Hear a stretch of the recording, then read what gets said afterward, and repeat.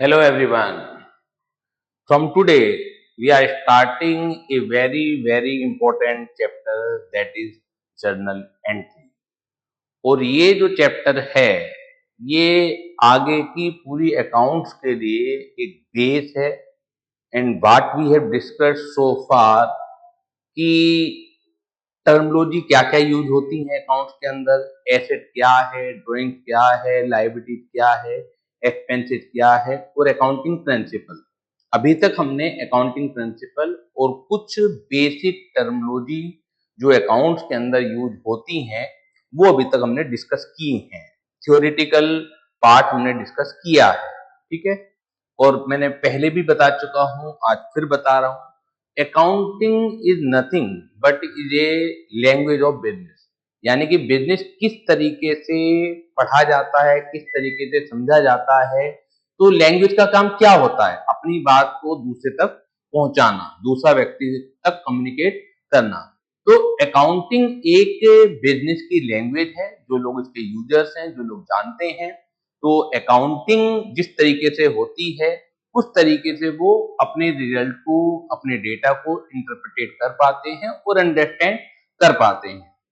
तो आज से हम लोग बिल्कुल जो फर्स्ट स्टेज है अकाउंटिंग प्रोसेस की, और वो है जर्नल एंट्री, वो हम स्टार्ट करने वाले हैं। तो बेहद ही इंपॉर्टेंट चैप्टर है, इंटरेस्टिंग चैप्टर है, इजी चैप्टर है और इसी के ऊपर पूरा का पूरा जो अकाउंटिंग बेस है आपका, वो सारा का सारा इसके ऊपर टिका हुआ है। तो हम शुरू करते हैं। देखिए, कोई भी बिजनेसमैन है, आ, हम पहले इसकी रिक्वायरमेंट को समझते हैं कि जर्नल एंट्री क्यों जरूरी है। और एक वर्ड आएगा अकाउंट। तो अकाउंट क्या होता है? कोई भी बिजनेसमैन है, एक छोटे से छोटे बिजनेसमैन को भी ले लीजिए आप, तो डेली बेसिस पर उसकी न्यूमेरियस ट्रांजैक्शंस होती हैं। कभी वो किसी व्यक्ति को सेल कर रहा है, कभी वो किसी को सैलरी दे रहा है, कोई गुड्स उसका आया, उसका वो भुगतान कर रहा है, किसी से उसने उधार गुड्स खरीदा है, किसी को उसने क्रेडिट पर गुड्स सेल किया है। इन वेरिएबल ट्रांजैक्शन, न्यूमेरियस ट्रांजैक्शन काफी संख्या में डेली बेसिस पर होती है। एक लेमेन व्यक्ति, आप ये सोच लीजिए कि अकाउंट्स उसे नहीं आता है, कुछ भी उसे नहीं मालूम है, एक लेमेन व्यक्ति, ठीक है, एक किराना स्टोर का मालिक है, कोई छोटी मोटी दुकान है, वो किस तरीके से रिकॉर्ड करता होगा? सपोज कीजिए कि आज हमारी डेट है, आज है 26 सितंबर, ठीक है, 26 सितंबर डेट है और हम इसे रिकॉर्ड करना चाह रहे हैं कि आज डेली जो हमने case register, daily transaction register, जो भी उसने मेंटेन कर रखा हो, डेली डायरी में वो अपने सुबह से लेकर शाम तक की ट्रांजैक्शन को क्या करना चाह रहा है? रिकॉर्ड करना चाह रहा है, ठीक है। तो कुछ चीजों में उसके पास पेमेंट आएगा, कुछ चीजों में पेमेंट जाएगा, कुछ उधार भी होंगे।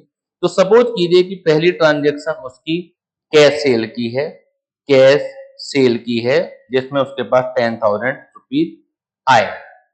उसके बाद थोड़ी देर बाद उसको कोई ट्रांजेक्शन और हुई, किसी का भुगतान किया, कोई जिसने माल मंगाया था, तो फ्रेट का भुगतान किया, कार्टेज का भुगतान किया, कार्टेज का पेमेंट किया, तो कार्टेज पेड 500 रुपीज।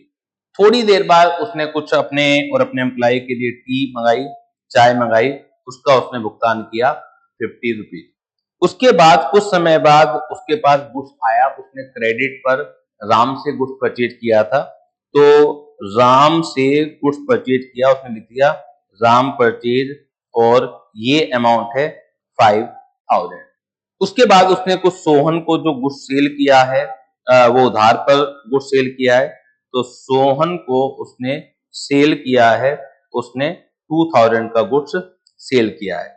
उसके बाद कोई सिक्स ट्रांजेक्शन है कि उसने कुछ कैश परचेज की है, कुछ कैश परचेज की है, तो वो ट्रांजेक्शन उसने लिख दी 3,000। किसी व्यक्ति की उसे सैलरी भी देनी थी, थोड़ी देर बाद शाम तक होते होते एक सैलरी का पेमेंट किया है, सैलरी पेड जो है वो उसने 3,000 किया है। इस तरह से न्यूमेरियस ट्रांजेक्शन डेली बेसिस पर होते हैं। अब मुझे बताइए आप कि जिस तरीके से मैं लिख रहा हूं, ठीक है ना, कि क्या क्या ट्रांजेक्शन हो रहे हैं। छोटे मोटे बिजनेस फिर भी अपना काम चला सकते हैं इस तरीके से, लेकिन जैसे जैसे लार्ज बिजनेस होते चले जाएंगे, बड़े बिजनेस होते चले जाएंगे, तो क्या डेली बेसिस पर इस तरीके से रिकॉर्ड करना और उसके बाद उन्हें इंटरप्रिटेट करना, रिजल्ट निकालना कि मुझे आज फायदा हुआ है, नुकसान हुआ है, तो डेली बेसिस पर भी आप नहीं निकाल रहे हैं, तो मंथ बेसिस पर या ईयरली बेसिस पर इन ट्रांजेक्शन को समराइज करना क्या आपको लगता है कि it is a very easy task? तो आप सोचेंगे कि it is not a very easy task. एक हमने काम और बढ़ा लिया, हम बिजनेस करें या इन ट्रांजेक्शन को फिर हम समराइज करें, किस तरीके से समराइज करें, किस तरीके से इंटरप्रिटेट करें। अगर आपको ध्यान होगा तो अकाउंटिंग की हमने डेफिनेशन भी पढ़ी थी, summarising the data, interpreting the data, classification the data, इस तरह के कुछ हमने वर्ड पढ़े थे। तो अभी मैं उस डेफिनेशन पर दोबारा नहीं जा रहा हूं, तो वो हमने प्रीवियस लेक्चर में हमने डिस्कस किया था। तो अब धीरे धीरे करके आपको समझ में आना स्टार्ट होगा। तो अकाउंटिंग में बहुत सारे प्रोसेस इन्वॉल्व हैं। जो पहला प्रोसेस इन्वॉल्व है वो है रिकॉर्डिंग द ट्रांजेक्शन, जिसे हम कहेंगे जर्नल एंट्री। लेकिन आवश्यकता क्यों पड़ी, पहले मैं उस मुद्दे पर आ रहा हूं, जर्नल एंट्री की जरूरत क्यों पड़ी। तो हम बात कर रहे थे कि इस तरीके से आप अपने ट्रांजेक्शन को रिकॉर्ड कर रहे हैं, ठीक है। तो कोई भी व्यक्ति किस तरीके से इसे अंडरस्टैंड करेगा, किस तरीके से इसे समझेगा, ये पॉसिबल नहीं। तो इसका एक तरीका निकाला गया है कि आप जो है एक अकाउंट बनाएं, आप जो है एक अकाउंट बनाएं, हर आइटम का, हर फाइनेंशियल ट्रांजैक्शन का जो एक जैसी नेचर की फाइनेंशियल ट्रांजैक्शन होंगी, उनका सेपरेट अकाउंट बनेगा, ठीक है। जैसे कैश अकाउंट एक अलग है, परचेज अकाउंट एक अलग है, सेल्स अकाउंट एक अलग है, सैलरी अकाउंट एक अलग है, क्रेडिटर का अकाउंट अलग है, डेटर का अकाउंट अलग है। तो एक जैसी नेचर की जितनी भी ट्रांजैक्शन होती हैं वो एक अकाउंट में रखी जाती हैं, और जो डिफरेंट नेचर के अकाउंट होती हैं वो डिफरेंट अकाउंट में रखी जाती है, ठीक है। पर्पज क्या है?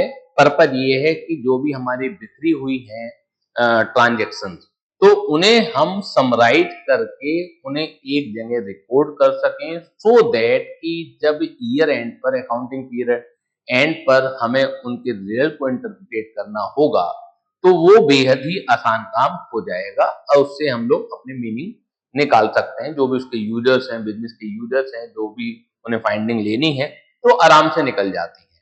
तो अकाउंट का आप जो फॉर्मेट समझिए मोटा मोटा, तो कोई सा भी अकाउंट है वो एक टी फॉर्म में होता है। किस फॉर्म में होता है? टी फॉर्म में होता है, ठीक है। टी फॉर्म में अकाउंट होगा, टी फॉर्म में होगा। इसे हम अपनी जनरल भाषा में क्या कह सकते हैं? लेफ्ट हैंड साइड, LHS, और एक कह सकते हैं हम राइट हैंड साइड। एक LHS है, एक है आपका राइट हैंड साइड, ठीक है। तो हम क्या कर सकते हैं कि एक जैसी, क्योंकि कोई भी अकाउंट तैयार होगा, चाहे वो कैश अकाउंट है, चाहे वो सेल्स अकाउंट है, तो कभी पैसा आएगा, कभी पैसा जाएगा। तो हम क्या कर सकते हैं कि प्लस प्लस की ट्रांजेक्शन को एक साइड रिकॉर्ड करेंगे और माइनस माइनस के ट्रांजेक्शन को हम एक साइड रिकॉर्ड करेंगे, ठीक है। तो दो साइड बना दी हमने। जैसे हम, अगर हम लेमैन जो अप्रोच है, जिन्हें अकाउंटिंग की जरा सी भी नॉलेज नहीं है, तो मैंने ऊपर बताया कि सैलरी दी तो इससे पैसा जा रहा है, कैश सेल हुई तो इससे पैसा आ रहा है, परचेज आपने कैश में की तो उससे पैसा जा रहा है, कार्टेज आपने पेमेंट की तो इससे पैसा जा रहा है। तो कुछ ट्रांजेक्शन जो होती हैं वो पैसा बाहर जा रहा है, बिजनेस से कुछ चीज बाहर जा रही है, और कुछ ट्रांजेक्शन में बिजनेस में चीज आ रही है। तो हम ऐसा कर सकते हैं कि क्यों ना इसे LHS और RHS में बांट दिया जाए, और एक जैसी जो नेचर होगी एक पर्टिकुलर टाइप ऑफ अकाउंट की, कि जहां जहां से चीजें आ रही हैं वो हम एक साइड लिखेंगे, और जहां जहां चीजें जा रही हैं हम दूसरी साइड लिखेंगे। एग्जाम्पल के तौर पर, अभी केवल एग्जाम्पल लीजिएगा, ऐसा नहीं है कि जो मैं बता रहा हूं कि वो ठीक है। तो माना कैश अकाउंट की हम बात कर रहे हैं, कैश अकाउंट की हम बात कर रहे हैं, तो इसमें जहां जहां से पैसा आ रहा है तो वो हमने यहाँ लिखना स्टार्ट कर दिया कि 2000 रुपये कुछ कैश आए, कुछ हमने कैश सेल करी, फिर किसी और ट्रांजेक्शन में 3000 आए, किसी और ट्रांजेक्शन में आपके 5000 आए। जहां जहां पैसा जा रहा है, सपोज कीजिए कि हमने कार्डेड पेमेंट की थी 100 रुपीज, हमने सैलरी पेड की थी 3000, हमने कैश परचेज की थी 2000। तो जहां जहां पैसा जा रहा है वो हमने राइट हैंड साइड में लिखना स्टार्ट कर दिया, और जहां जहां से पैसा आ रहा है वो हमने लेफ्ट हैंड साइड में लिखना स्टार्ट कर दिया। अभी ये मत याद कीजिएगा आप कि लेफ्ट हैंड साइड में जहां जहां से आता है वो करते हैं, जो जो जाता है वो राइट हैंड साइड में करते हैं। ये टाइप ऑफ अकाउंट के ऊपर डिपेंड करता है, वो धीरे धीरे करके आपको जानकारी हो जाएगी कि कभी जिस चीज से अकाउंट का बैलेंस बढ़ता है वो राइट हैंड साइड में भी हो सकता है, और many time types of account ऐसे होते हैं कि जिन जिन चीजों से वो अकाउंट का बैलेंस बढ़ता है वो लेफ्ट हैंड साइड में भी हो सकते हैं। अभी केवल मैं इसकी सिग्निफिकेंस की बात कर रहा हूं आपके सामने कि what is the significance of account, कि अकाउंट क्या है। अकाउंट कुछ नहीं है, एक तरह की फाइनेंशियल रिकॉर्ड, फाइनेंशियल नेचर की ट्रांजेक्शन को जिस जगह हम लिखते हैं, एक जगह हम उसे लिखते हैं कि एक साइड में हम आने वाली चीज को लिखते हैं और एक साइड में हम जाने वाली चीज को लिखते हैं, तो उस प्लेस को अकाउंट कहा जाता है। इसके अलावा कुछ भी नहीं है। तो अकाउंट हम सीखेंगे बाद में, उससे पहले हम जर्नल एंट्री सीखेंगे, लेकिन जर्नल एंट्री में कुछ टर्मिनोलॉजी आएंगी तो मैं उसके फंडामेंटल आपको क्लियर कर रहा हूं। तो ये आपको क्लियर हो गया होगा कि लेफ्ट हैंड साइड एक अलग साइड है, राइट हैंड साइड एक अलग है। लेफ्ट हैंड साइड में आने वाली चीज को लिखा जाता है और राइट हैंड साइड में जाने वाली चीज को लिखा जाता है। वो डिपेंड करता है कि नेचर ऑफ अकाउंट क्या है। अब बात ये आती है आज के बाद, क्योंकि आप तो अकाउंटेंसी के छात्र हैं, ठीक है, आज के बाद आप left hand side word use नहीं करेंगे, बल्कि इसे कहेंगे डी आर डॉट। इसे कहते हैं डेबिट, इसे कहते हैं डेबिट। क्या कहते हैं बेटा? डेबिट। तो डेबिट और क्रेडिट आप सुनते हुए आ रहे होंगे, मैंने भी पिछले लेक्चर में आपको बताया है।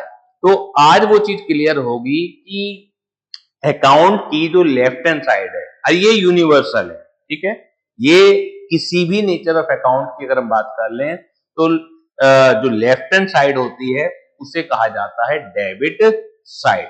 ये आप अच्छी तरीके से लर्न कर लीजिए, समझ लीजिए। किसी भी टाइप के अकाउंट की जो लेफ्ट हैंड साइड होती है उसे कहा जाता है डेबिट साइड, और इसे डिनोट किया जाता है डी आर डॉट। अब किसी भी अकाउंट की जो राइट हैंड साइड होती है वो होती है क्रेडिट साइड। वो क्या होती है? क्रेडिट साइड, और इसे डिनोट किया जाता है सी आर डॉट। क्लियर है? तो डेबिट और क्रेडिट आप समझ सकते हैं अब कि इस अकाउंट क्या है, कि जो भी ट्रांजेक्शन्स हैं वो जिस जगह हम रिकॉर्ड करते हैं उसे कहा जाता है अकाउंट। एक प्लेस पर रिकॉर्ड करते हैं उसे कहा जाता है अकाउंट, और अकाउंट की जो लेफ्ट हैंड साइड होती है उसे कहा जाता है डेबिट साइड, और जो अकाउंट की राइट हैंड साइड होती है उसे कहा जाता है क्रेडिट साइड। क्लियर है? मैं आगे बढ़ूं बेटा? तो ये चीज क्लियर हो गई। अब हम आगे बढ़ते हैं जर्नल एंट्री के प्रोसेस में, ठीक है। अभी मैं अकाउंट के बारे में डिटेलिंग में नहीं जा रहा हूं, क्योंकि ये जर्नल एंट्री के बाद का काम है कि लेजर और अकाउंट कैसे तैयार होते हैं, ठीक है। पहले इसकी थ्योरी भी पढ़ लेते हैं, मैंने नोट्स सब आपको दिए हुए हैं, तो वहां लिखा हुआ है, तो थ्योरी भी पढ़ लेते हैं। अकाउंट क्या है तो आपके सामने है, the term account refers, the term account refers to a specific record that is used to track the financial transaction relating to a particular person, item or type of activity। तो account एक term है जो कि ये बताता है कि आप एक स्पेसिफिक रिकॉर्ड रख रहे हैं, जिस जगह भी आप वो स्पेसिफिक रिकॉर्ड रखते हैं, किसका? That is use to track financial transaction related to particular person. किसी पर्टिकुलर पर्सन से हो सकता है, राम से हो सकता है, मोहन से हो सकता है। तो राम से जितनी भी ट्रांजेक्शन हुई होंगी एक पीरियड के दौरान वो एक जगह आ जाएंगी, मोहन से जितनी भी ट्रांजेक्शन हुई होंगी उस पीरियड के दौरान वो एक जगह आ जाएंगी। सोन से जितनी भी ट्रांजेक्शन हुई होंगी वो एक जगह आ जाएंगी। तो relating to a particular person, item, item का मतलब क्या है कि सपोज कीजिए आपने फर्नीचर परचेज किया साल में, तो कभी आपने चेयर परचेज कर ली, कभी आपने टेबल परचेज कर ली, कभी आपने फैन परचेज कर लिए, तो ये फर्नीचर है, ठीक है। तो साल में जितने भी फर्नीचर आपने परचेज किए होंगे वो उनका एक अकाउंट बन जाएगा। इसी तरीके से प्लांट एंड मशीनरी का भी काम है आपका, तो प्लांट एंड मशीनरी आपने एक पीरियड के दौरान जितनी भी परचेज सेल की होंगी वो एक जगह रिकॉर्ड हो जाएंगी। बिल्डिंग, आपने land and building purchase sale करी है तो वो एक जगह रिकॉर्ड हो जाएंगी। तो अकाउंट एक स्पेसिफिक रिकॉर्ड है जहां पर आप रखते हैं एक पर्टिकुलर स्पेसिफिक रिकॉर्ड को, एक नेचर, एक तरह के नेचर को। ये हर एक चीज के लिए अलग अलग बनता है। वो पर्टिकुलर पर्सन भी हो सकता है, आइटम भी हो सकता है और टाइप ऑफ एक्टिविटी भी हो सकती है। सेल से रिलेटेड, चाहे वो कैश सेल है चाहे वो क्रेडिट सेल है, वो एक रिकॉर्ड रखा जाएगा। टाइप ऑफ एक्टिविटी का मतलब ये है। परचेज एक अलग टाइप ऑफ एक्टिविटी है। परचेज चाहे कैश है चाहे क्रेडिट है, वो एक जगह रिकॉर्ड रखा जाएगा, तो एक अलग टाइप ऑफ एक्टिविटी होती है। तो अकाउंट एक स्पेसिफिक रिकॉर्ड है, या अकाउंट उस जगह को कहते हैं जहां पर आप एक स्पेसिफिक रिकॉर्ड रखते हैं related to a particular person, related to a particular item, related to a particular activity. Such place is customarily termed as an account. तो ये जो जगह है जहां पर आप ये स्पेसिफिक रिकॉर्ड रखते हैं, ये कस्टमरली, ये क्या कहा जाता है, इस जगह को क्या कहा जाता है, ये अकाउंट कहा जाता है। क्लियर है? An account is a record of all business transaction relating to a particular person और item. In accounting we keep a separate record of each individual asset, liabilities, expenses or income. The place where such a record is maintained is termed as an account. तो account के अंदर, accounting के अंदर हम हर asset, हर liabilities, हर expenses, हर income का एक separate record रखते हैं, तो उसे क्या कहा जाता है? Account. An account is a ledger account in a summarized form of all transactions that have taken place with the particular person or things specified. तो अकाउंट क्या है कि एक समराइज फॉर्म है सारी ट्रांजेक्शन से रिलेटेड। सारी ट्रांजेक्शन का मतलब क्या है? जो एक पर्टिकुलर पर्सन से रिलेटेड होगी, जो पर्टिकुलर आइटम से रिलेटेड होगी, या पर्टिकुलर टाइप ऑफ एक्टिविटी से रिलेटेड होगी। ऐसा नहीं हो सकता कि राम और मोहन दोनों की ट्रांजेक्शन को मिला के एक जगह रखेंगे, ऐसा नहीं हो सकता। राम एक अलग पर्सन है, मोहन एक अलग पर्सन है, परचेज एक अलग एक्टिविटी है, सेल्स एक अलग एक्टिविटी है, फर्नीचर एक अलग आइटम है, मशीनरी एक अलग आइटम है। तो हम क्लासिफिकेशन के अनुसार करते हैं कि सेपरेट सेपरेट अकाउंट हम मेंटेन करते हैं। जनरली क्यों मेनली अकाउंट कौन कौन से होते हैं? कैश अकाउंट होता है, जैसे कि नाम से ही पता लग रहा है। तो इसमें जितनी भी ट्रांजेक्शन होंगी वो कैश की होंगी, चाहे वो परचेज से रिलेटेड हो, चाहे वो फिर सेल्स से रिलेटेड हो, चाहे आपने सैलरी दी हो, चाहे आपने फ्रेट का भुगतान किया हो। कैश अकाउंट एक अलग मेंटेन होगा, उसमें कैश कैश की ट्रांजेक्शन आएंगी। अगर हम सेल्स की बात करेंगे तो सेल्स में केवल सेल्स आएगी, चाहे वो फिर क्रेडिट सेल हो, चाहे वो फिर कैश सेल हो। ठीक है, तो ये सेल्स अकाउंट हो गया। रेंट एक्सपेंसेस अकाउंट में जो जो भी आपने किराए की चीज ले रखी होंगी तो उनका रेंट अकाउंट अलग बनेगा। कैपिटल अकाउंट आप समझते हैं कि कैपिटल एक इंटरनल लायबिलिटीज है। ये कैपिटल और लायबिलिटीज एक ही फैमिली की है। केवल अपनी ही बुक्स में जब ओनर कोई पैसा बिजनेस को देता है तो उसे कैपिटल कहते हैं। ये मैं पहले भी क्लियर करा चुका हूं आपको टर्मोलॉजी में। और जब ओनर पैसा बाहर निकालता है तो उसे ड्रॉइंग कहते हैं। तो नाम चेंज हो रहा है। तो अगर हम किसी और से पैसा उधार लेते ओनर के अलावा तो उस पर्टिकुलर पर्सन का नाम आ जाता, लेकिन जब ओनर ही पैसा देता है तो उसे कैपिटल कहा जाता है। ये अभी बार बार आगे भी डिस्कस होगा। डेटर अकाउंट हो गया जिससे हमने पैसा उधार दे रखा है। All accounts are divided into two side. The left side of the account is arbitrarily. जो लेफ्ट साइड है वो क्या कही जाती है? और traditionally called debit side, and the right side of the account is called credit side. Already मैं एक एक चीज अभी आपको समझा चुका हूं, बस यहां से आपको रीड करवा रहा हूं। कि आपकी थ्योरी भी मजबूत हो जाए।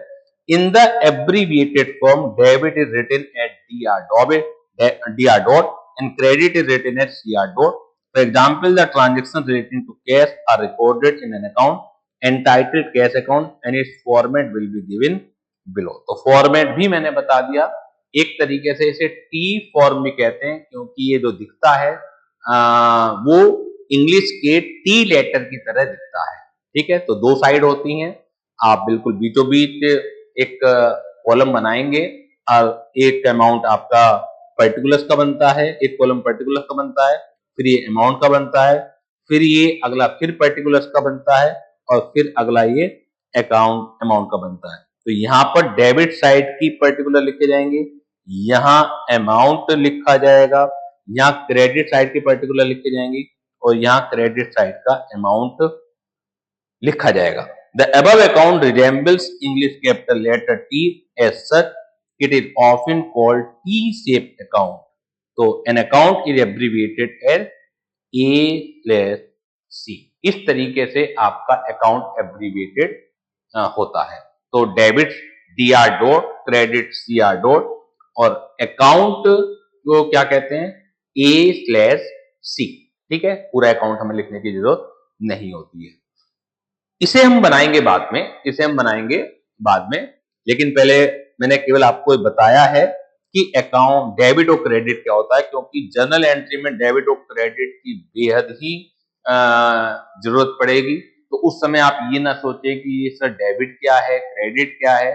डेबिट और क्रेडिट कुछ नहीं है, अकाउंट की लेफ्ट हैंड साइड को डेबिट कहते हैं और अकाउंट की क्रेडिट साइड को राइट हैंड साइड को क्रेडिट कहते हैं।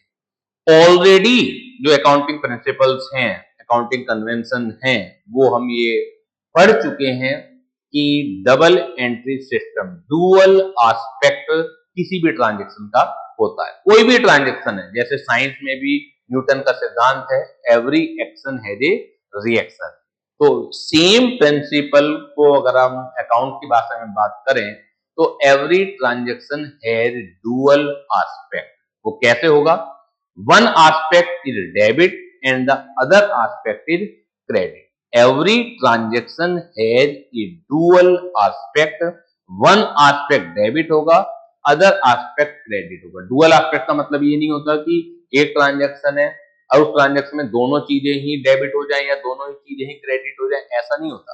न्यूटन के सिद्धांत के अनुसार every action has a reaction, ऐसा नहीं होता every action has a action, every action has a opposite reaction. तो इसी तरीके से अकाउंटिंग में भी every transaction has play dual role, one is debit and the other is credit. तो वो हम सीखेंगे जनरल एंट्री के दौरान कि डेबिट किसे करना है, क्रेडिट किसे करना है।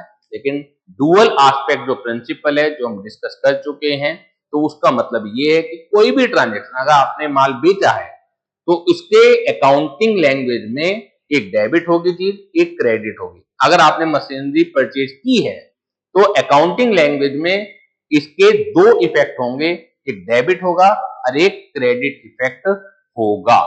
तो this is called double entry system, dual aspect principle जो हमने सीखा है, this is called double entry system. तो ये और यहां से पढ़ लेते हैं डबल एंट्री सिस्टम क्या है।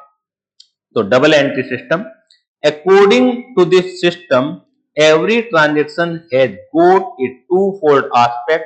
Remember dual aspect, remember dual aspect and another dual aspect में क्या होगा, एक डेबिट होगा और एक होगा आपका क्रेडिट, एक डेबिट होगा और एक होगा credit. One is debit effect and another is credit effect.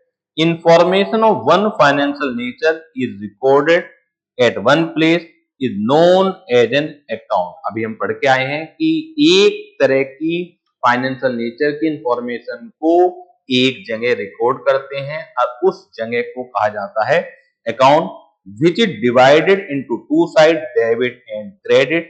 In short, one account is to be debited and another account is to be credited for every transaction in order to have a complete record of the same.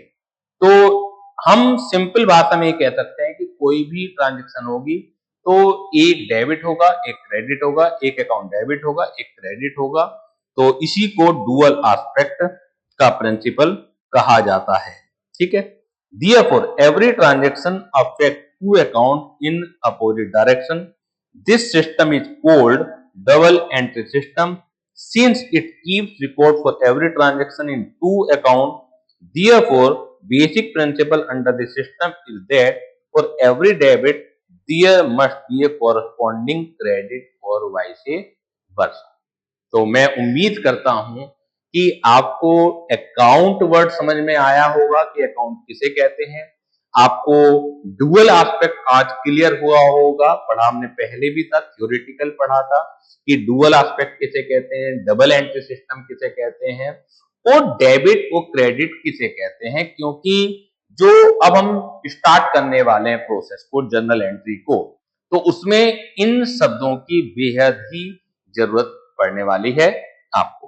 तो चलिए start करते हैं अब journal entry process को, कि journal entry process में क्या है। उससे पहले हम ये सीखेंगे कि टाइप्स ऑफ अकाउंट कितने प्रकार के होते हैं। टाइप्स ऑफ अकाउंट कितने प्रकार के होते हैं।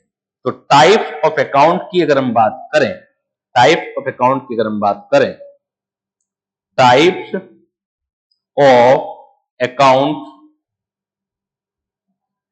रजिस्टर जरूर आपका मेंटेन होना चाहिए। एक एक चीज वहां नोट होनी चाहिए, क्योंकि जब आप लिखते हैं तो बहुत सारी चीजें आपको याद हो जाती हैं। बहुत सारे बच्चे लापरवाही बरतते हैं इसके अंदर और वो सोचते हैं कि बाद में लिख लेंगे, कल को कर लेंगे, परसों कर। कल कभी नहीं आएगा, परसों कभी नहीं आएगा। जो आज करना है आपको वो अभी करना है। तो जब मैं लिखा रहा हूं आपको, एक एक चीज आप नोट करते चले आइएगा। Type of account, type of account depend करता है कि आप कौन सी अप्रोच लगा रहे हैं। इसके अंदर भी दो अप्रोच है, इसके अंदर भी दो अप्रोच हैं। एक है ट्रेडिशनल अप्रोच, एक है ट्रेडिशनल अप्रोच, एक है ट्रेडिशनल अप्रोच और दूसरी है मॉडर्न अप्रोच। दूसरी है मॉडर्न अप्रोच, दूसरी है मॉडर्न अप्रोच। ठीक है। हम मॉडर्न अप्रोच की बात बाद में करेंगे, पहले हम ट्रेडिशनल अप्रोच की बात करेंगे। आज केवल हम ट्रेडिशनल अप्रोच की बात करेंगे।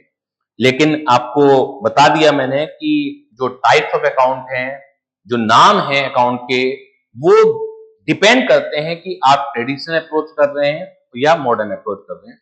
जहां तक सवाल हमारा ट्रेडिशनल अप्रोच का है, जहां तक सवाल हमारा ट्रेडिशनल अप्रोच का है, तो मेनली दो तरीके के अकाउंट इसमें क्लासिफिकेशन होता है। वैसे वो तीन है, क्योंकि जब हम बात करेंगे, एक है पर्सनल अकाउंट, एक है पर्सनल पर्सनल अकाउंट और एक है इम्पर्सनल अकाउंट, इम्पर्सनल अकाउंट। एक है पर्सनल अकाउंट और एक है impersonal account. Impersonal account is further divided into to type. Impersonal account is further divided into another two types. एक है उसमें real account,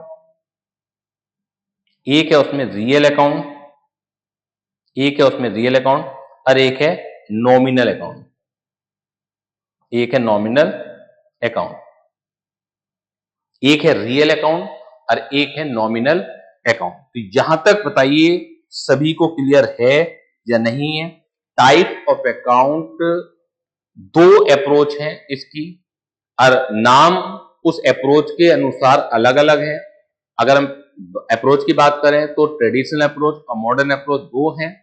as per the traditional approach accounts are of two type, या ये भी कहा जा सकता है account are of three type, क्योंकि अगर हम टू टाइप की बात करते हैं तो पर्सनल अकाउंट और इम्पर्सनल अकाउंट है। लेकिन impersonal account is further divided into another two types of account, real account and nominal account. तो कई जगह ये लिखा जाता है कि तीन तरह के अकाउंट हैं, तो वो भी ठीक है।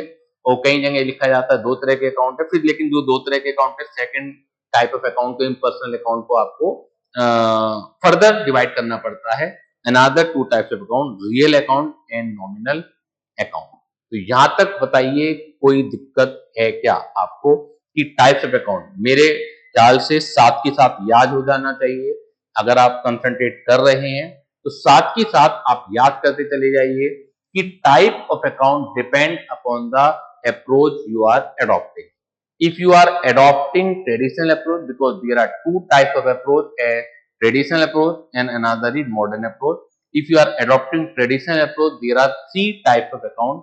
One is personal account, another is real account, and the third one is nominal account. और as per the modern approach we will discuss later. अभी मैंने अप्रोच जरूर बता दी है आपको, लेकिन अभी हम केवल एक ही टाइप के अप्रोच पर कंसंट्रेट करेंगे। पहले आपको अच्छी तरह से ये याद हो जाए, उसके बाद मॉडर्न अप्रोच आराम से याद हो जाएगी आपको, क्योंकि मॉडर्न अप्रोच भी ट्रेडिशनल अप्रोच से ही निकलेगी। क्लियर हो गई बात?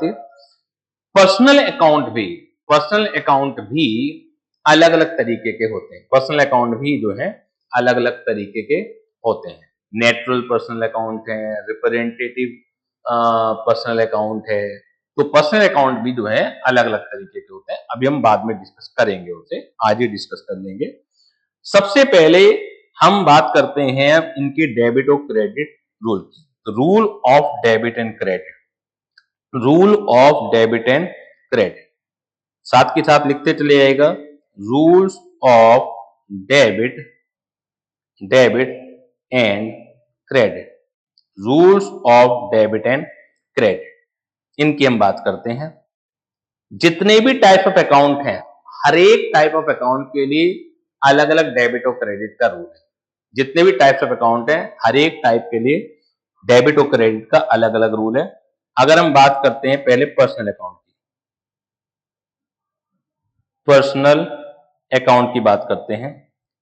वैसे सब कुछ नोट्स में भी मैंने आपको दिया हुआ है। तो अगर हम पर्सनल अकाउंट की बात करते हैं तो इसका जो डेबिट और क्रेडिट का रूल है वो है debit, debit the receiver, debit the receiver, credit the, credit the giver, credit the giver. यानी कि बिजनेस के पॉइंट ऑफ व्यू से बात करनी है आपको। जिसे बिजनेस देता है, यानी कि बिजनेस से जिसे प्राप्त होता है, उस व्यक्ति को डेबिट कीजिए। पर्सनल अकाउंट है तो व्यक्तियों का नाम इसमें आ रहा होगा, राम, मोहन, सोहन, गीता, नीता। तो डेबिट द रिसीवर, तो जिससे बिजनेस को प्राप्त हो रहा है उसे कीजिए आप credit, credit the giver. Personal account का जो डेबिट और क्रेडिट का रूल है वो ये है कि debit the receiver and credit the giver, debit the receiver and credit the giver. अब बात आती है हमारे रियल अकाउंट की, बात आती है रियल अकाउंट की, रियल अकाउंट की। रियल अकाउंट में बेसिकली एसेट्स आती हैं। रियल अकाउंट में बेसिकली जो बिजनेस से रिलेटेड एसेट्स आती हैं, जिनका फ्यूचर में, एसेट की डेफिनेशन मैंने बताई भी है आपको शुरुआत के चैप्टर में, कि ये ऐसे रिसोर्सेज होते हैं जिसका बेनिफिट आपको फ्यूचर में मिलता है। तो यहां पर अगर डेबिट और क्रेडिट की बात करें तो debit what comes in, debit what comes in, debit what comes in and credit what goes out, credit what goes out. यानी कि उस चीज को डेबिट कीजिए, एसेट जो बिजनेस में आ रही है। सपोज कीजिए किसी ट्रांजेक्शन से कैश आ रहा है, कैश सेल करिए तो कैश आया तो कैश को डेबिट कीजिए। और किसी ट्रांजेक्शन में अगर कोई एसेट जा रही है तो उसे आपको क्रेडिट करना है। सपोज कीजिए मशीन बेची आपने, तो मशीन एक एसेट है, तो मशीन को क्रेडिट कीजिए, और क्योंकि मशीन बेचने पर कैश आ रहा है तो कैश को आप डेबिट कीजिए।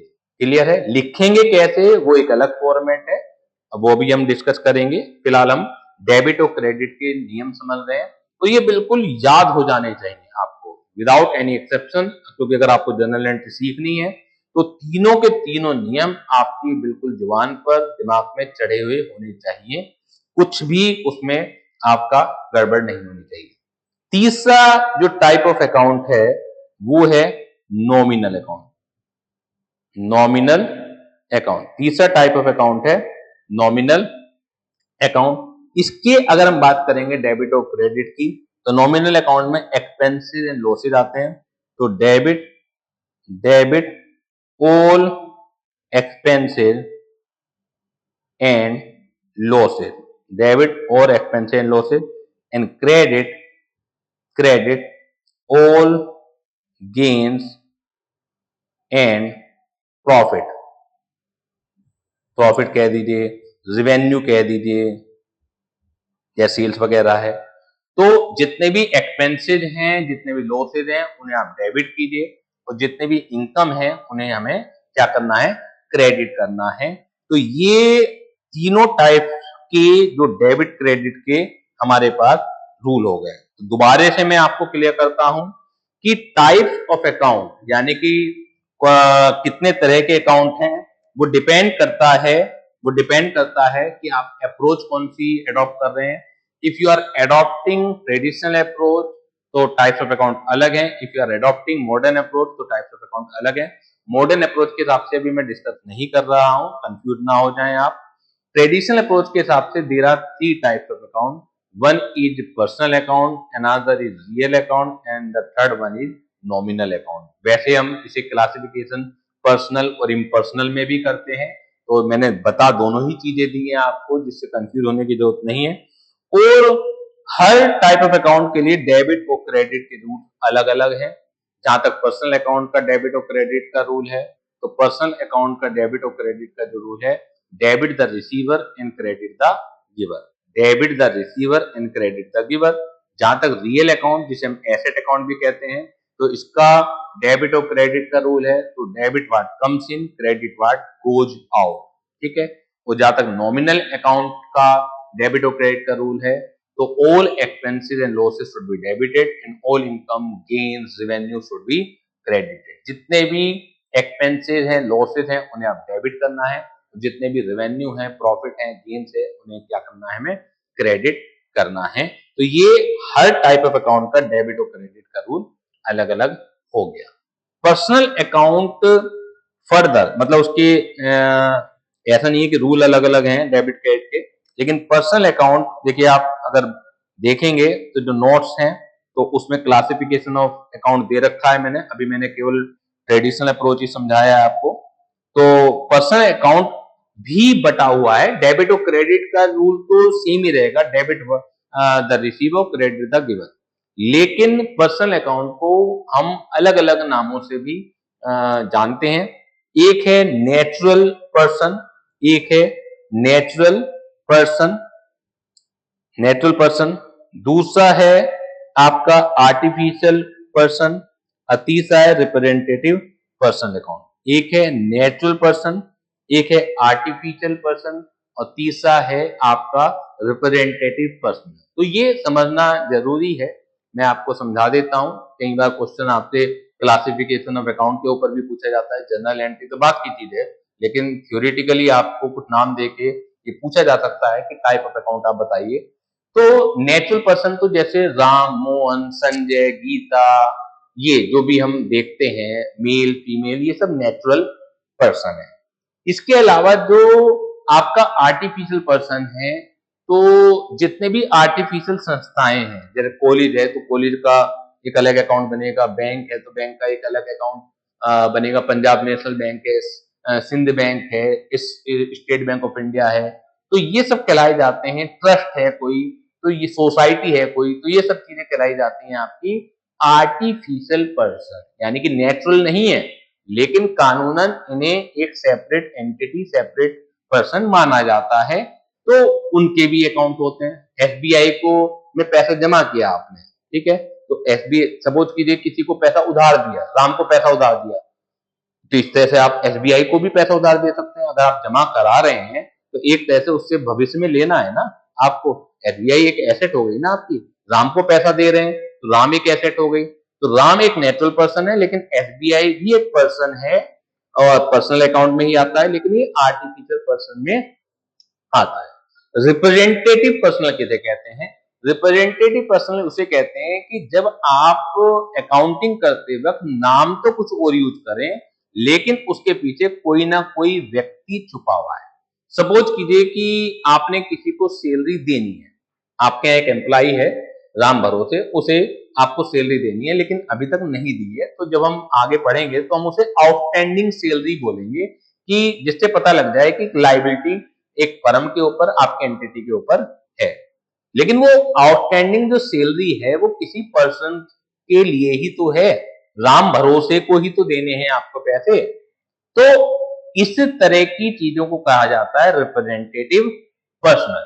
किसी का रेंट बकाया है तो आउटस्टैंडिंग रेंट हो गया, तो क्योंकि उस आउटस्टैंडिंग रेंट के पीछे कोई ना कोई पर्सन छुपा हुआ है, केवल हम अभी पर्सन का नाम यूज कर नहीं रहे हैं, उसके भी रीजन समझ में आ जाएंगे कि हम क्यों कुछ जगह रिप्रेजेंटेटिव क्यों यूज करते हैं। डायरेक्टली आप पर्सन का भी नाम यूज कर सकते थे, तो वो लॉजिक में समझा दूंगा, लेकिन ऐसी चीजों को कहा जाता है रिप्रेजेंटेटिव पर्सनल अकाउंट। तो पर्सनल अकाउंट में 3 तरीके के होते हैं आपका, एक तो नेचुरल पर्सन हो गया, एक आर्टिफिशियल पर्सन हो गया, and the third one is representative person. Natural person, artificial person और रिप्रेजेंटेटिव पर्सनल। ठीक है, डेबिट और क्रेडिट के रूल एक ही हैं, केवल पर्सनल अकाउंट को हमने फर्दर अलग अलग चीजों में बांटा है, और ये तब यूज होगा जब क्लासिफिकेशन ऑफ अकाउंट आएगा। थ्योरेटिकल क्वेश्चन अगर पेपर में पूछा जाता है तो ये सब चीजें आपको पता होनी चाहिए। क्लियर है? अब हम एक क्वेश्चन करते हैं, और वो क्वेश्चन वो है इसी बात का कि टाइप ऑफ अकाउंट क्या है। एग्जाम्पल फर्स्ट अगर आप देखेंगे, so the classification of the following account under the traditional and accounting equation approach. तो जो अकाउंटिंग इक्वेशन अप्रोच है वो इसका मतलब है मॉडर्न अप्रोच की बात कर रहे हैं, तो ये हम बाद में सीखेंगे। तो फिलहाल हम बात कर रहे हैं ट्रेडिशनल अप्रोच से। बिल्डिंग आप बताइए कि ट्रेडिशनल अप्रोच के अंदर कौन सा अकाउंट है। तो बिल्डिंग एक एसेट है, तो मैंने एसेट को बताया था रियल अकाउंट है, तो जब बिल्डिंग की बात करेंगे तो ये रियल अकाउंट में आ जाएगा। साथ के साथ आंसर भी दिया हुआ है। परचेज एक एक्सपेंसेस है। परचेज एक एक्सपेंसेस जब आप कोई परचेज करते हैं, जब भी देखिए, जब भी आप कोई एसेट परचेज कर रहे हैं, जिन चीजों में एंटिटी डील नहीं करती है, ठीक है ना, अगर मैं एक फर्नीचर डीलर हूं और मैं फर्नीचर खरीद रहा हूं बेचने के लिए, तो वो मेरे लिए गुड्स है, और जब भी गुड्स होगा तो उसका मतलब है खरीदूंगा तो परचेज और बेचूंगा तो सेल। लेकिन अगर मेरा फर्नीचर का काम नहीं है, मेरा काम इंस्टीट्यूट रन करना है, मेरा काम स्टूडेंट को पढ़ाना है, तो स्टूडेंट को पढ़ाने के लिए भी तो फर्नीचर चाहिए ना, लेकिन मैं उन्हें बेचने के लिए थोड़ी है। तो वो एक एसेट है मेरी, वो मेरी क्या है, एक एसेट है, वो एक्सपेंसिव नहीं है, वो एक एसेट है। तो उस केस में फर्नीचर के नाम से यूज होगा। लेकिन एक फर्नीचर डीलर जिसका बेचने खरीदने का काम है, उसके यहाँ फर्नीचर के नाम से नहीं आएगा, उसके यहाँ क्या आएगा, जब खरीदेगा तो परचेज और जब बेचेगा तो सेल। लेकिन जिन लोगों का काम नहीं है खरीदना बेचना, तो एसेट अगर खरीदेंगे तो एसेट के नाम से ही खरीदेंगे, और उसी एसेट के नाम से जब वो बेचेंगे तो उसी एसेट के नाम से वो बेचेंगे। ठीक है, जब जनरल एंट्री करेंगे तो क्लियर हो जाएगा। तो परचेज हमारे लिए क्या है, एक एक्सपेंसिव है। तो एक्सपेंसेज हुआ, प्रॉफिट हुआ, रेवेन्यू हुआ, ये सब क्या है, नॉमिनल अकाउंट ट्रेडिशनल अप्रोच में। तो अगर परचेज देखेंगे तो ये नॉमिनल अकाउंट में कैटेगराइज्ड है। क्लियर है? इसके बाद सेल्स है, तो सेल्स भी एक रेवेन्यू प्रॉफिट है, तो ये भी क्या है, नॉमिनल अकाउंट है। सेल्स भी क्या है, हमारा एक नॉमिनल अकाउंट है। ठीक है, इसके बाद बैंक फिक्स्ड डिपॉजिट है। बैंक फिक्स्ड डिपॉजिट है, तो ये एसेट हुई नहीं हुई आपकी, बैंक में आपने एक एफडी करा दी, तो बैंक में अगर आपने एक एफडी करा दी तो this is a type of asset, तो ये क्या हो जाएगा, हमारा रियल अकाउंट हो जाएगा। बैंक फिक्स्ड डिपॉजिट क्या हो जाएगा, रियल अकाउंट हो जाएगा। रेंट आपने पेड किया, ठीक है, तो रेंट एक्सपेंडिचर है, और expenses, income, gain, losses traditional approach में क्या जो क्लासिफिकेशन है वो क्या आता है, नॉमिनल अकाउंट। क्लासिफिकेशन आता है नॉमिनल अकाउंट। इसके बाद रेंट आउटस्टैंडिंग है, तो मैंने बताया था अभी आपको जब पर्सनल अकाउंट के क्लासिफिकेशन फर्दर किए थे, तो रेंट आउटस्टैंडिंग यानी कि किसी ना किसी व्यक्ति को देना होगा आपको, तो ये पर्सनल अकाउंट ही है, रिप्रेजेंटेटिव पर्सनल है। तो आपको क्लासिफिकेशन करते वक्त ये नहीं लिखना कि नेचुरल पर्सन है, रिप्रेजेंटेटिव है, आर्टिफिशियल है, लेकिन आपको पता होना चाहिए कि ये रिप्रेजेंटेटिव पर्सन है। इसी तरीके से जैसे कैपिटल है, तो कैपिटल जो है ओनर को रिप्रेजेंट करती है। हम ओनर का नाम ही तो नहीं लिखते। अगर बिजनेस में कोई और पैसा देता तो तब तो हम राम, श्याम, मोहन, गीता, मीना नाम लिखते, तो वो तो पर्सनल है ही है। लेकिन अगर मैं अपना बिजनेस खुद चला रहा हूं, संजय जैन अपना बिजनेस खुद चला रहा है, तो बिजनेस में मैं कुछ इंट्रोड्यूस करता हूं तो वो कैपिटल हो गई। तो कैपिटल अल्टीमेटली रिप्रेजेंट तो मुझको ही कर रही है। तो कैपिटल भी एक पर्सनल अकाउंट होता है, रिप्रेजेंटेटिव पर्सनल होता है। इसी तरह से अगर मैं बिजनेस से कुछ निकालूंगा तो उसे हम ड्रॉइंग कहते हैं। जब ओनर कुछ निकालता है तो उसे हम ड्रॉइंग कहते हैं। ये हमने पहले भी सीखा है और बार बार अभी भी सीखेंगे। तो ड्रॉइंग कहते हैं जब भी ओनर निकालता है। तो वो जो ड्रॉइंग्स है वो किसी ना किसी पर्सन को रिप्रेजेंट कर रहा है, तो इसलिए वो रिप्रेजेंटेटिव पर्सनल है। तो यहाँ पर ये नहीं लिखना कि रिप्रेजेंटेटिव पर्सनल, लेकिन यहाँ पर टाइप ऑफ अकाउंट आपको समझ में आ जाए ये पर्सनल है, इसलिए आपको बताया गया है। तो रेंट आउटस्टैंडिंग पर्सनल है। कैश जो है एक एसेट है, तो रियल हो जाएगी, कैश एक एसेट है। एडजस्टेड परचेज, देखिए परचेज हुआ, एडजस्टेड परचेज हुआ। एडजस्टेड परचेज क्या होता है कि आपने कुछ परचेज करा, कुछ डिफेक्टिव माल हुआ, कुछ मेरे कुछ आपने वापस कर दिया। तो जो आपने सपोज कीजिए परचेज किया 10,000 का, 1,000 रुपए का गुड्स आपने रिटर्न कर दिया, तो एडजस्टेड परचेज का मतलब है 9,000 जो वापस करने के बाद आता है। तो ये भी नॉमिनल अकाउंट है। क्लोजिंग इन्वेंट्री, इन्वेंट्री का मतलब क्या होता है? स्टॉक। तो स्टॉक एक एसेट है जो भविष्य में आपको पैसा देगा, तो ये एक रियल है। इन्वेस्टमेंट, कहीं आपने शेयर खरीद लिए कंपनी के, जमीन खरीद ली, वो इन्वेस्टमेंट होता है, तो ये क्या है? रियल है। ट्रेड रिसीवेबल, ट्रेड रिसीवेबल का मतलब होता है डेटर, यानी कि जिन लोगों से आपको पैसा लेना है, किसी को उधार माल बेचा आपने, ठीक है ना, किसी को कैश उधार दिया, तो ये क्या है? ट्रेड रिसीवेबल है, तो पर्सनल है। इसके अलावा सेल्स टैक्स पेबल, तो ये आउटस्टैंडिंग, जैसे रेंट आउटस्टैंडिंग है, सैलरी आउटस्टैंडिंग है, तो सेल्स टैक्स पेबल, तो सेल्स टैक्स पेबल गवर्नमेंट को देना होगा, जो सेल्स टैक्स डिपार्टमेंट है उसे देना होगा। तो ये आर्टिफिशियल पर्सन हुए, ये आर्टिफिशियल पर्सन हुए, ठीक है ना, क्योंकि सेल्स टैक्स डिपार्टमेंट कोई नेचुरल पर्सन तो है नहीं। रिप्रेजेंटेटिव पर्सन क्या होता है कि जब एक नेचुरल पर्सन के बिहाफ पर कोई नाम यूज करते हैं, और आर्टिफिशियल पर्सन क्या होता है जब कोई डिपार्टमेंट है, कोई संस्था है जो नेचुरल पर्सन नहीं है, तो वो क्या होते हैं? आर्टिफिशियल पर्सन होते हैं। तो है ये पर्सनली। डिस्काउंट अलाउड, यानी कि एक्सपेंडिचर हो गया आपका, डिस्काउंट अलाउड, किसी से कोई से आपको पैसा रिकवर करना है लेकिन पूरा पैसा नहीं आया है, तो ये डिस्काउंट अलाउड एक्सपेंसेस है, तो ये एक नॉमिनल है। डिस्काउंट रिसीव्ड, किसी को आपको 10,000 रुपए देने हैं लेकिन आपने 500 रुपए कम करके 9,500 पेमेंट किया, तो ये आपकी इनकम है, वो भी नॉमिनल अकाउंट है। तो डिस्काउंट अलाउड नॉमिनल है। बेड डेट, जैसा कि नाम से समझ में आ रहा है कि डूब गया आपका पैसा, डेटर से आपको 10,000 रुपए लेने थे। डिस्काउंट अलाउड तो क्या होता है? दोनों की मर्जी से, यानी कि आप लेने वाले हैं और आपने स्वेच्छा से 500 रुपए कम कर दिए। बैड डेट क्या है कि वो दे ही नहीं रहा, आप कम नहीं कर रहे हैं, तो बैड डेट है जो डूब गए, तो है ये भी एक्सपेंसिव, तो ये भी नॉमिनल अकाउंट। कैपिटल अभी मैंने बताया था आपको कि रिप्रेजेंटेटिव पर्सनल अकाउंट होता है। ड्रॉइंग ये भी बताया था अभी मैंने आपको, ये भी रिप्रेजेंटेटिव पर्सनल होता है। इंटरेस्ट रिसीवेबल, यानी कि आपको ब्याज मिलना है, मिला नहीं है, तो किसी ना किसी व्यक्ति से तो मिलना होगा, उसके पीछे कोई ना कोई व्यक्ति तो होगा, तो ये भी क्या है? रिप्रेजेंटेटिव पर्सनल है। रेंट रिसीव्ड इन एडवांस, किसी से आपको रेंट एडवांस में मिल गया, तो इसका मतलब है कि आपको उसे हो सकता है वापस करना पड़ जाए पैसा, तो रेंट रिसीव्ड इन एडवांस, तो इसके पीछे भी कोई ना कोई व्यक्ति ही है, तो ये भी पर्सनल हो गया।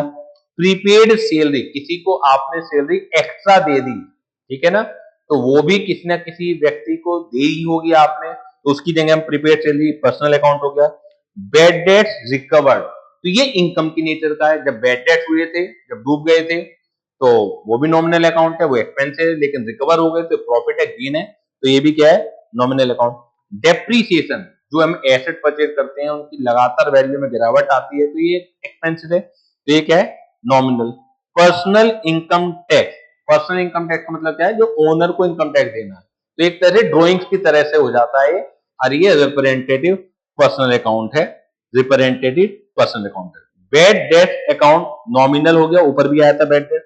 Office furniture and equipment asset है, रियल हो गया। ट्रेड रिसीवेबल पर्सनल हो गया, ठीक है ना, ऊपर भी आया था ट्रेड रिसीवेबल, ये डबल डबल आ गया है आपका। और गुडविल जो है रियल है, एसेट है। नो हाउ, नो हाउ का मतलब ये भी एक पेटेंट टाइप की चीज होती है, कोई इन्वेंशन आपने कर लिया, कोई जानकारी आपके पास है जिसकी मार्केट में बहुत बड़ी कीमत है, तो वो भी रियल है। सैलरी एंड वेजेज क्योंकि एक्सपेंसिव है, तो ये आपका क्या है? नॉमिनल अकाउंट है। क्लियर होगी बात ये? तो आई थिंक मैं समझता हूं कि आपको ये टाइप ऑफ अकाउंट और इनके classification as per the traditional approach अच्छी तरह से समझ में आए होंगे। बाकी ये प्रैक्टिस की चीज है, धीरे धीरे करके आपको आराम से याद हो जाएंगे। चिंता करने की कोई बात नहीं है। ये जरूर है कि कुछ बच्चों को पहली क्लास में समझ में आ जाएगा, कुछ बच्चों को दूसरी तीसरी, एक ना एक दिन जरूर आएगा। बस आप लगातार जो जो मैं आपको होमवर्क देता रहूं वो आप करते चले जाइए। रजिस्टर में जरूर आप कॉपी करेंगे, ऐसा नहीं है बस क्लासेस को देख के छोड़ दें, तो ये गलती कभी मत कीजिएगा। राइटिंग प्रैक्टिस बहुत बहुत जरूरी है, तो यकीन कीजिए राइटिंग प्रैक्टिस बहुत इंपॉर्टेंट है। कछुआ और खरगोश की कहानी आपने सुनी होगी, इंटेलिजेंट बच्चा पीछे रह जाएगा, डेलिजेंट बच्चा आगे निकल जाएगा, ठीक है। तो जो लोग मेहनती हैं, जो लोग कंसिस्टेंट हैं, वो आगे निकल जाएंगे, और जो केवल दिमाग के तेज हैं लेकिन वो रूल्स को जो हम बता रहे हैं उन्हें फॉलो नहीं करेंगे, वो पीछे रह जाएंगे। तो अगर आप में थोड़ा सा माइंड कम है, नहीं चलता है बहुत तेज, कोई दिक्कत नहीं है, कोई भी प्रॉब्लम नहीं है, मैं आपके साथ हूं, आपका दोस्त। तो आपको आराम से वो हो जाएगा। क्लियर है? बस आपको जो प्रैक्टिस करनी है वो नहीं छोड़नी, इतना ध्यान रखिएगा, ठीक है। तो आज की क्लास में इतना ही। एक बार जाते जाते मैं रिवाइज करा देता हूं। हमने आज अकाउंट वर्ड सीखा। अकाउंट वर्ड क्या है? कि जहां पर हम एक जैसी फाइनेंशियल ट्रांजैक्शन की रिकॉर्ड को रखते हैं उसे हम अकाउंट कहते हैं। अकाउंट की दो साइड होती हैं, एक डेबिट साइड हो गई, एक क्रेडिट साइड हो गई। लेफ्ट हैंड साइड को डेबिट साइड बोलते हैं और राइट हैंड साइड को क्या बोलते हैं? क्रेडिट साइड बोलते हैं। जो अकाउंट है वो इंग्लिश के लेटर टी फॉर्म में बनता है, तो उस तरीके से आपको बनाना है। जब अकाउंट हम सीखेंगे बाद में इसे लेजर भी कहा जाता है।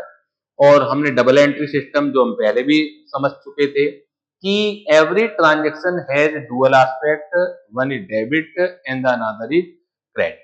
उसके बाद हमने टाइप ऑफ अकाउंट सीखे। तो टाइप ऑफ अकाउंट डिपेंड करता है what approach you are adopting. If you are adopting traditional approach, so as per traditional approach there are three type of account. One is personal account, another is real account and the third one is nominal account. और हर type of account के लिए debit और credit के separate rules हैं। Personal account के लिए जो debit और क्रेडिट का रूल है, debit the receiver, credit the giver. और रियल अकाउंट के लिए debit what comes in, credit what goes out. और नॉमिनल के लिए all expenses losses should be debited, income gain should be credited. Personal account को समझने के लिए अगेन इन्हें तीन पार्टों में डिवाइड किया गया है। उसका डेबिट और क्रेडिट रूल से मतलब नहीं है, केवल समझने के लिए कि आप समझ पाए, क्लासिफिकेशन कर पाए कि इस तरह के भी पर्सनल अकाउंट होते हैं। नेचुरल पर्सन तो आप और मैं, एक है आर्टिफिशियल पर्सन जो कोई संस्था वगैरह होती है और एंटिटी होती है, कोई ऑर्गेनाइजेशन होती है।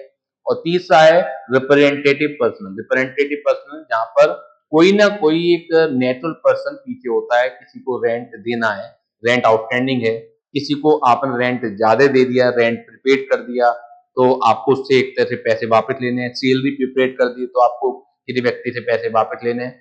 कैपिटल है जो कि ओनर को रिप्रेजेंट करता है, ड्रॉइंग्स है जो कि ओनर को रिप्रेजेंट करता है। तो ये सब क्या हो जाते हैं?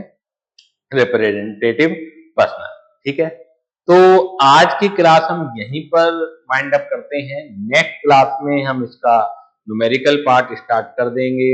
जर्नल एंट्री कैसे होती हैं, कितने कॉलम में ये बनाई जाती हैं, ठीक है। टोटल 5 कॉलम उसके होते हैं, एक डेट का कॉलम होता है, एक पर्टिकुलर्स का कॉलम होता है, एक एलएफ का होता है और 2 अमाउंट के होते हैं जिसमें एक डेबिट अमाउंट और एक क्रेडिट अमाउंट, ठीक है। तो नेक्स्ट क्लास में हम जर्नल एंट्री क्वेश्चन को शुरू कर देंगे, बस साथ के साथ आप करते चले आइए।